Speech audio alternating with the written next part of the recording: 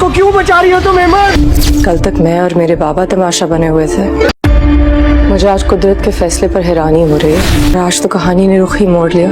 चाहो तो दुनिया के सामने दूसरा रुख खोल के मेरे सर से ये इल्जाम हटा सकती। इब्राहिम से बहुत मोहब्बत करते हैं, इतनी मोहब्बत मुझे मारने के लिए तुम्हें खंजर की जरूरत नहीं है। तो शायद आप शेरोज से भी नहीं करते। मैं भी इसी खुशफहमी में था, लेकिन इतनी सस्ती थी तुम्हारी खुददारी जो थी।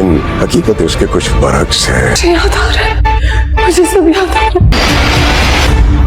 राइम और एमन की ज़िंदगी एक होने के बावजूद एमन का राइम को गलत समझना और शहरोज़ को बचाना, ये बात अब भी राइम की समझ में नहीं आ रही, क्योंकि राइम अब भी इस हकीकत से नावाकिफ़ है कि एमन जो है उसकी याददाश्त का मसला हो रहा है। वो इंसिडेंट तो उसे याद ही नहीं है।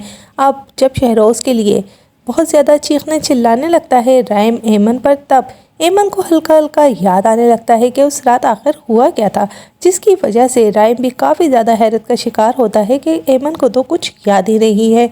इधर फारूक साहब अब भी अली नवाज़ को राइम के ख़िलाफ़ भड़काने में लगे हुए हैं और वो उसे यही बता रहे हैं कि शायद वो शहरोज़ के साथ गलत कर रहे हैं, क्योंकि वो अपनी बहन का साथ देते हुए शहरोज़ को ही बचा रहे हैं और राइम को अब अपने बाप की नज़रों से गिराना चाहते हैं। राइम जो कि अपने बाप को सुरखरू करने के लिए एमन से शादी भी कर चुका है, इसके बावजूद अली नवाज़ की समझ में नहीं आ रहा कि आखिर गलती किस बेटे की है और कौन सा बेटा झूठ बोल रहा है।